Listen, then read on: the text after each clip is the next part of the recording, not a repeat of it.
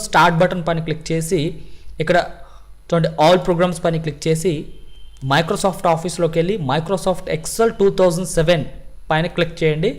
So అప్పుడు మీకు ఈ విధంగా ఎక్సెల్ ప్రోగ్రామ్ ఓపెన్ అయింది. ఇది ఫస్ట్ మెథడ్. అండ్ అట్లాగే మీరు రన్లోకి వెళ్ళి కూడా ఓపెన్ చేయొచ్చు. సో రన్ ఓపెన్ చేయడానికి Windows+R బటన్ ప్రెస్ చేసినా కూడా వస్తుంది. ఈ రన్లో MS ఎక్సెల్ అని కాకుండా ఓన్లీ ఎక్సెల్ అని మాత్రం టైప్ చేయాలి. ఓకే, గుర్తుపెట్టుకోండి. ఎక్సెల్ అని టైప్ చేసి ఓపెన్ చేసినట్లయితే ఓకే చేసినట్లయితే మనకి ఎక్సెల్ ప్రోగ్రామ్ ఓపెన్ అవుతుంది. అలాగే మీరు Windows 7 ఆపరేటింగ్ సిస్టమ్ కానీ దాని తర్వాత హైయర్ వెర్షన్స్ వాడుతున్నట్లయితే ఇక్కడ సెర్చ్ బాక్స్ వస్తుంది. సెర్చ్ బాక్స్లో డైరెక్ట్గా ఎక్సెల్ అని టైప్ చేసినా కూడా మనకి పైన కనిపిస్తుంది చూడండి. ఇక్కడ మైక్రోసాఫ్ట్ ఎక్సెల్ పైన క్లిక్ చేయడం ద్వారా కూడా ఓపెన్ చేసుకోవచ్చు. ఈ 3 వేస్లో ఓపెన్ చేసుకోవచ్చు. మీరు ఎలాగైనా ఓపెన్ చేసుకోండి. అండ్ ఎక్సెల్ ఓపెన్ చేసిన తర్వాత మనకు కనబడే ఇంటర్ఫేస్, యూజర్ ఇంటర్ఫేస్ విండో ఎలా ఉంటుందో మనం ప్రతిదీ చూద్దాం. మీకు ఇంతకుముందు ఎక్సెల్ వర్డ్లో చెప్పినట్టు ఇక్కడ పైన టైటిల్ బార్ ఉంటుంది చూడండి. ఈ టైటిల్ బార్కి ఇక్కడ పైన చూసుకున్నట్లయితే బుక్ 1 మైక్రోసాఫ్ట్ ఎక్సెల్ అని చూడండి. సో MS వర్డ్ ప్రోగ్రాంలో తయారు చేసిన వాటిని డాక్యుమెంట్స్ అంటాము. ఇక్కడ ఎక్సెల్లో తయారు చేసిన వాటిని బుక్స్ అంటాం. ఓకే, బుక్ లేదా వర్క్ బుక్ అంటారు. ఓకే, అండ్ రైట్ సైడ్ చూసుకున్నట్లయితే మినిమైజ్, మ్యాక్సిమైజ్, క్లోజ్ బటన్స్ ఉన్నాయి. అండ్ లెఫ్ట్ కార్నర్లో చూసుకున్నట్లయితే ఆఫీస్ బటన్ ఉంది చూడండి. అండ్ ఇక్కడ దీని క్విక్ యాక్సెస్ టూల్ బార్ అంటారని మీకు ఇంతకుముందు చెప్పాను. ఈ క్విక్ యాక్సెస్ టూల్ బార్లో క్లిక్ చేసి ఇక్కడ రైట్ మార్క్ ఏవైతే ఉన్నాయో అవన్నీ కూడా ఇక్కడ సెట్ అయినట్టు మనకు కనిపిస్తాయి. ఇందులో ఇంకేదైనా ఆప్షన్ని ఇక్కడ సెట్ చేయాలి అనుకున్నట్లయితే వాటిపైన క్లిక్ చేయడం ద్వారా డైరెక్ట్గా ఇక్కడ ఐకాన్ సెట్ అవుతుంది చూడండి. డైరెక్ట్గా ఇక్కడ క్లిక్ చేసి మీరు ఆ ఆప్షన్స్ని రన్ చేసుకోవచ్చు అన్నట్టు మనకు తెలుస్తుంది ఇక్కడ. Okay, next one office button అయింది కదా. ఇకపోతే హోమ్, ఇన్సర్ట్, పేజ్ లేఅవుట్ వీటిని ట్యాబ్స్ అంటారండి. ప్రతి ట్యాబ్లో సంబంధించిన ఆప్షన్స్ అన్నీ కూడా కింద రిబ్బన్లో కనిపిస్తాయి. ఈ ఏరియాని రిబ్బన్ ఏరియా అంటారు. అయితే రిబ్బన్లో రకరకాల టూల్స్ ఉంటాయి. మొత్తం టూల్స్ అండ్ ఆప్షన్స్ అన్నీ కూడా గ్రూప్ వైజ్గా ఉంటాయి. ఫర్ ఎగ్జాంపుల్ ఇక్కడ హోమ్ ట్యాబ్ అని క్లిక్ చేసినట్లయితే clip board group, font group, alignment group, number group and styles group, cells group, editing group అనమాట. అంటే హోమ్ ట్యాబ్లో ఇన్ని గ్రూప్స్ ఉన్నాయి. ఒక్కొక్క గ్రూప్లో ఉన్న ఆప్షన్స్ అన్నీ లోపల ఉంటాయి చూడండి. లేకపోతే ఇన్సర్ట్ ట్యాబ్లో క్లిక్ చేసుకున్నట్లయితే టేబుల్స్, ఇల్స్ట్రేషన్, చార్ట్స్, లింక్స్, టెక్స్ట్ అని చెప్పేసి గ్రూప్స్ ఉన్నాయి. ఇలా ప్రతి ట్యాబ్లో కూడా టూల్స్ అండ్ ఆప్షన్స్ అనేవి కూడా గ్రూపుల వారీగా ఉంటాయి. అయితే ఇక్కడ హోమ్ ట్యాబ్లో ఫాంట్ గ్రూప్లో చూసుకున్నట్లయితే ఇక్కడ కొన్ని టూల్స్ ఉన్నాయి చూడండి. ఓకే, ఇలా ప్రతి టూల్ని ఎక్కడ ఉన్నాయనేది మనం ఐడెంటిఫై చేసుకోవడానికి ఈ ట్యాబ్ని, ఈ గ్రూప్ని అండ్ టూల్ని మనం గుర్తుపెట్టుకోవాల్సి ఉంటుంది, ఇంతకుముందు మీకు వర్డ్లో చెప్పినట్టు. ఓకే, ఇకపోతే కిందకు వచ్చి చూసుకున్నట్లయితే ఇక్కడ మనకి వర్డ్ ప్రోగ్రాంలో అయితే ఏముంటుందంటే రోలర్స్ ఉంటాయి. ఇక్కడ రోలర్స్తో పని ఉండదు కాబట్టి ఇక్కడ చూడండి ఇక్కడ ఏముంది అంటే దీన్ని నేమ్ బాక్స్ అంటాం. ఈ ఏరియాని నేమ్ బాక్స్ అంటాం. ఈ పక్కన కనబడుతున్న వాటిని ఫార్ములా బార్ అంటారు.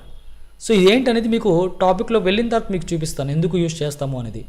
ఇకపోతే మనకి లోపల చూసుకున్న ఈ గళ్ళతో కూడుకున్న పేపర్, దీన్నే మనం ఏమంటామంటే షీట్ అంటారు. ఓకే, ఏమంటారు? షీట్ అనొచ్చు, ఎక్సెల్ షీట్ అంటుంటాము, లేదా స్ప్రెడ్ షీట్ అంటుంటాము, ఎలక్ట్రానిక్ స్ప్రెడ్ షీట్ అంటుంటాము, వర్క్ షీట్ అంటుంటాము. ఏదైనా సరే MS ఎక్సెల్ వర్క్ బుక్లో చూడండి, ఒక వర్క్ బుక్లో కొన్ని షీట్స్ అనేవి డిస్ప్లే అవుతాయి. ఓకే, ప్రజెంట్ మనం ఓపెన్ చేసిన వర్క్ బుక్లో షీట్ 1, షీట్ 2, షీట్ 3 అని చెప్పేసి బై డిఫాల్ట్గా 3 షీట్లు ఓపెన్ అయి ఉంటాయి. ఓకే, మీరు ఒక కొత్త ఎక్సెల్ ప్రోగ్రామ్ ఓపెన్ చేసిన తర్వాత ఆ వర్క్ బుక్లో ఒక 3 షీట్లు ఉంటాయి. అది షీట్ 1, షీట్ 2, షీట్ 3 అనే పేరుతో డిస్ప్లే అయి ఉంటాయి. కావాలనుకుంటే కొత్త షీట్లు కూడా యాడ్ చేసుకోవచ్చు. అది ఎలాగో మీకు తర్వాత చూపిస్తాను. So this is sheets. And sheet కింద చూసుకున్నట్లయితే దీన్ని స్టేటస్ బార్ అంటారు. రైట్ సైడ్లో ఇక్కడ లేఅవుట్స్ ఉన్నాయి, తర్వాత Zoom in, Zoom out, Zoom in buttons కూడా ఇక్కడ ఉన్నాయి. రైట్ సైడ్ మనకి స్క్రోల్ బార్ కూడా ఉంది. సో ఇవన్నీ మీకు తెలిసినవే. ఇకపోతే లోపల వర్క్షీట్లో మనం చూసుకున్నట్లయితే ఇక్కడ గళ్ళు కనపడుతున్నాయి చూడండి, కొన్ని గడులు, వాటిని మనం ఇంగ్లీష్లో సెల్స్ అంటాం. ఇలాగా చూసుకున్నట్లయితే ఒక షీట్లో సెల్స్ అనేవి కొన్ని కోట్ల కొద్దీ ఉంటాయి. ఓకే, అసలు సెల్స్ ఎలా ఏర్పడతాయి అండ్ అనేది ఇప్పుడు మనం మాట్లాడుకున్నట్లయితే ఇక్కడ గళ్ళు అనేవి కొన్ని నిలువు వరుసలు, కొన్ని అడ్డు వరుసలు కలిస్తే ఏర్పడేవే సెల్స్. ఇక్కడ నిలువు వరుసల్ని మనం కాలమ్స్ అంటాం. చూడండి, మీకు కనిపించడం కోసం జూమ్ చేస్తున్నాను. చూడండి, so columns and rows and cells. Okay, columns అంటే ఈ నిలువు వరుసని మనం ఏమంటారంటే కాలమ్స్ అంటాం. ఓకే, మరి అడ్డు వరుసల్ని మనం రోస్ అంటారు. ఓకే, అండ్ సెల్స్ అంటే ఏంటి, ఇక్కడ ఒక గడిని సెల్ అంటాం. ఓకే, అండ్ నేను క్లిక్ చేసిన చోట సెల్ చూసుకున్నట్లయితే డార్క్ కలర్లో ఉంది, మిగతావన్నీ నార్మల్గా ఉన్నాయి. సో దీన్ని ఏమంటాం అంటే యాక్టివేటెడ్ సెల్ అంటారు. అంటే మనం ఎక్సెల్ వర్క్షీట్ ఓపెన్ చేసిన తర్వాత మనం ఏ సెల్లో అయితే మీరు డేటా ఎంట్రీ చేయాలనుకుంటున్నారో ఆ సెల్ని ఇలా క్లిక్ చేసి యాక్టివేట్ చేయాలి. ఇప్పుడు కనుక మనం డేటా ఎంట్రీ చేస్తే ఆ సెల్లో డేటా ఎంట్రీ అవుతున్నట్టు చూపిస్తుంది అనమాట. ఇలా మీరు ఏ సెల్లో కనుక డేటా ఎంట్రీ చేయాలనుకుంటున్నారో ఆ సెల్లో ఇలా క్లిక్ చేసి డేటా ఎంట్రీ చేసుకోవచ్చు. నేను ఒక రఫ్ మ్యాటర్ మీకు చూపిస్తున్నాను. ఓకే, సో ఈ విధంగా ప్రతి వర్క్షీట్లో, ఎక్సెల్ వర్క్ షీట్లో మనకి కొన్ని కాలమ్స్, రోస్ అండ్ సెల్స్ ఉంటాయి. మనం డేటా ఎంట్రీ అనేది ప్రతి సెల్స్లో డేటా ఎంట్రీ చేసుకోవాల్సి ఉంటుందన్నమాట. సో ఇది ఈ విధంగా ఉండడం వల్ల మనం విడివిడిగా ఇన్ఫర్మేషన్ని టైప్ చేసి ఉంచుకోవడానికి ఈ ఎక్సెల్ షీట్ అనేది బాగా ఉపయోగపడుతుంది అనమాట. ఓకే, ఇకపోతే మనం కాలమ్స్ గురించి మాట్లాడుకుందాం. ఒక ఎక్సెల్ వర్క్ బుక్లో వర్క్ షీట్లో ఎన్ని కాలమ్స్ ఉంటాయి, రోస్ ఎన్ని ఉంటాయి, సెల్స్ ఎన్ని ఉంటాయి అనేది ఇప్పుడు మనం చూద్దాం. కాలమ్స్ అనేవి 65,536 కాలమ్స్ ఉంటాయి. రోస్ అనేవి 10,48,576 రోస్ ఉంటాయి.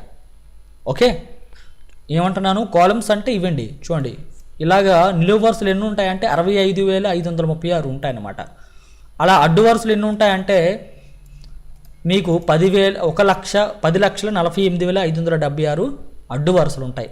ఇకపోతే సెల్స్ ఎన్ని ఉంటాయంటే ఈ రెండింటిని గుణిస్తే వచ్చేదే సెల్స్.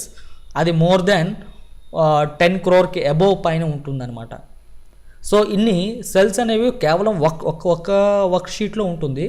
మీరు కావాలనుకుంటే రెండో షీట్లో, ఇంకా మూడో షీట్లో, కావాలంటే ఇంకెన్నో షీట్లో కూడా మరెన్నో షీట్లో మనం యాడ్ చేసుకోవచ్చు. అంటే అంత పెద్ద మొత్తంలో డేటా ఎంట్రీ చేసుకోవచ్చు అన్నట్టు నేను మీకు చూపిస్తున్నాను ఇక్కడ. ఓకే, మరి ఇకపోతే ఇన్ని కాలమ్స్, రోస్, సెల్స్ ఉండేటప్పుడు వాటిని ఎలా ఐడెంటిఫై చేయాలి అనే దాని గురించి ఈరోజు మనం మాట్లాడుకోబోతున్నాం. కాలమ్స్ని గుర్తించడానికి ఇక్కడ ప్రతి కాలమ్కి లేబుల్స్ ఉంటాయి. చూడండి, ఫస్ట్ కాలమ్కి లేబుల్ ఏంటి అంటే A, second column B, third column C, and next column D. ఇలాగా మనకి ప్రతి కాలమ్కి పైన లేబుల్స్ ఉంటాయి. అండ్ అలాగే అడ్డు వరుసలకైతే రోకి నెంబర్స్ ఉంటాయి. చూడండి, ప్రతి అడ్డు వరుసకి నెంబర్స్ ఉన్నాయి ఇలాగా. అయితే ఇక్కడ ఒక విషయం ఏంటి అంటే కాలమ్స్ 65,536 ఉన్నాయి కదా, మరి ప్రతి ఆల్ఫాబెట్స్ 26 కదా, దాని తర్వాత ఎలా ఉంటుందో చూడండి.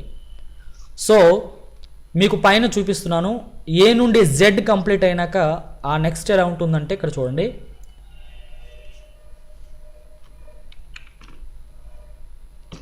చూసారా, ఇక్కడ జెడ్ కంప్లీట్ అయింది, దాని తర్వాత A A, A B, A C, A D up to A Z అయిపోతుంది. ఏజెడ్ అయినాక B A, B B, B C up to B Z వరకు.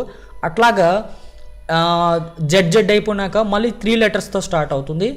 ఏఏబి, ఏఏసి అని చెప్పేసి ఇలాగా స్టార్ట్ అవుతుంది అనమాట. చూడండి, మీకు ఇక్కడ చూపిస్తాను. ఫస్ట్ ఏ టు జెడ్, తర్వాత ఏఏ నుండి జెడ్ వరకు, తర్వాత జెడ్ అయిపోయినప్పుడు 3 లెటర్స్ కదా, ఏఏ నుండి ఎక్స్ఎఫ్డి వరకు ఫార్మాట్లో మీకు ఈ కాలమ్స్ అనేవి డిస్ప్లే అవుతాయి. ఓకే, సో మరి లాస్ట్ కాలమ్ ఎక్స్ఎఫ్డి ఉందో లేదో అని ఇప్పుడు మనం చూద్దాం. మరి ఇకపోతే ఇక్కడ లాస్ట్ కాలమ్కి వెళ్ళాలంటే సెల్ని రైట్ సైడ్కి తీసుకువెళ్ళాల్సి ఉంటుంది. సో చూడండి, నేను సెల్స్ని ఎలా మూవ్ చేస్తున్నానంటే ఒక సెల్ నుండి ఇంకో సెల్కి మనం యాక్టివేషన్ చేంజ్ చేయాలి అనుకున్నట్లయితే కీబోర్డ్లో ఉండే up and down arrow keys ద్వారా మీరు పైకి అయితే పైకి, కిందకైతే కిందకి, లెఫ్ట్కి అయితే లెఫ్ట్కి మూవ్ చేసుకోవచ్చు. లేదా మౌస్తో డైరెక్ట్గా క్లిక్ చేసి కూడా మీరు సెల్స్ని యాక్టివేట్ చేసుకోవచ్చు అనమాట. మరి ఇకపోతే మరి చివరి కాలమ్కి వెళ్ళాలి ఈ షీట్లో అనుకున్నట్లయితే మీరు ఇలా రైట్ యారో పట్టుకుంటూ వెళ్ళినట్లయితే చాలా టైం పడుతుంది. కాబట్టి దానికి షార్ట్ కట్కి ఏంటి అంటే షీట్లో ఉండే చివరి కాలమ్కి వెళ్ళటానికి కంట్రోల్ రైట్ యారో ప్రెస్ చేసినట్లయితే షీట్లో చివరి కాలంకి వచ్చేస్తారు చూడండి, except the last column. And control left arrow press చేస్తే ఫస్ట్ కాలంకి వచ్చేస్తారు. అండ్ అలాగే రోస్కు చూద్దాం. ఫస్ట్ రో 1 కదా, మరి లాస్ట్ రో 10,48,576 అవ్వాలి. కాబట్టి మీరు లాస్ట్ రోకి వెళ్ళాలి అనుకున్నట్లయితే ఇక్కడ సెల్ యాక్టివేషన్ నుంచి కంట్రోల్ పట్టుకొని డౌన్ యారో ప్రెస్ చేసినట్లయితే మీకు లాస్ట్ రో వచ్చింది. మళ్ళీ కంట్రోల్ పట్టుకొని అప్ యారో యూస్ చేసుకున్నట్లయితే ఫస్ట్ రో వచ్చింది. ఇలా మీరు రోస్ మూవ్ అవ్వచ్చు.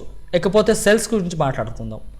మరి షీట్లో ఉండే లాస్ట్ ఎండ్ ఆఫ్ ది సెల్కి వెళ్ళాలి అనుకున్నట్లయితే మీరు ఏం చేస్తారు అంటే ఇక్కడ చూడండి, నేను మొదట షీట్ ఫస్ట్ సెల్లో కర్సర్ సెల్ యాక్టివేషన్ ఉంచాను. ఇప్పుడు కంట్రోల్ పట్టుకుని డౌన్ యారో ప్రెస్ చేసా, లాస్ట్ రోకి వచ్చేసాము చూడండి, లాస్ట్ రో. ఇప్పుడు కంట్రోల్ పట్టుకుని రైట్ యారో అప్లై చేసుకున్నట్లయితే లాస్ట్ సెల్కి వచ్చేసాము అనమాట. అంటే లాస్ట్ సెల్ ఇక్కడతో షీట్ ఎండింగ్ అనే చెప్పాలి, మరి లేదు చూడండి ఇక్కడ షీట్ ఎండింగ్. మళ్ళీ కంట్రోల్ లెఫ్ట్ యారో అంటే ఫస్ట్ కాలంకి వచ్చేసాం. కంట్రోల్ అప్ యారో ప్రెస్ చేస్తే ఫస్ట్ రోకి ఇక్కడికి వచ్చేస్తున్నాం అనమాట. ఇది షార్ట్ కట్ కీస్ అనమాట.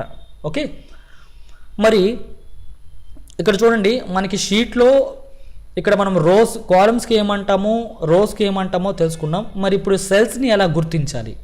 ఓకే, ఫర్ ఎగ్జాంపుల్ ఇప్పుడు మనము ఇక్కడ సెల్ యాక్టివేషన్ ఉంచాం. ఇది ఏ కాలంలో ఉంది అంటే మనం హెచ్ కాలంలో ఉంది అని చెప్పాలి.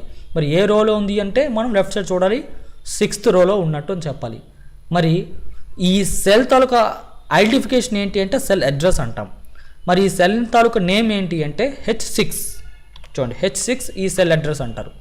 ఎందుకు అంటున్నామంటే ఈ సెల్ అనేది హెచ్ కాలంలో ఉంది అండ్ 6th రోలో ఉంది. So this is cell address H6. And ఇకపోతే నేను ఇక్కడ క్లిక్ చేసిన సెల్ అడ్రస్ ఏంటి అంటే F13. చూడండి, F13లో దీని సెల్ అడ్రస్ అనమాట. మరి ఇకపోతే ఫస్ట్ సెల్ అడ్రస్ ఏంటి అంటే A1, ఫస్ట్ కాలంలో A, సెకండ్ రో 1 అనమాట.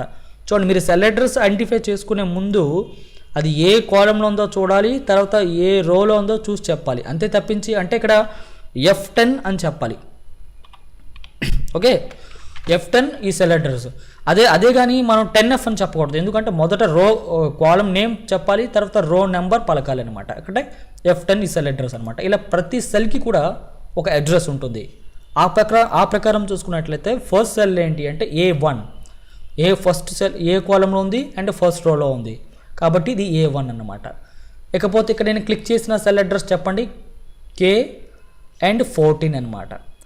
అండ్ దీని సెల్ అడ్రస్ మనం సెల్ అడ్రస్ని ఇలా యాక్టివేట్ చేసి ఇక్కడ మనం నేమ్ బాక్స్లో కూడా చూసుకోవచ్చు. చూడండి, ఇక్కడ నేను యాక్టివేట్ చేసిన సెల్ అడ్రస్ ఏంటి అంటే I9 అండ్ ఇక్కడ యాక్టివేట్ చేసిన సెల్ అడ్రస్ ఏంటి అంటే A3. ఇలా నేమ్ బాక్స్లో యూజ్ చేసుకోవచ్చు. అండ్ అదేవిధంగా నేమ్ బాక్స్ ఇంకో విధంగా ఎలా ఉపయోగపడుతుందంటే మీరు డైరెక్ట్గా పర్టికులర్ సెల్లోకి వెళ్ళిపోవడానికి ఈ నేమ్ బాక్స్ ఉపయోగపడుతుంది.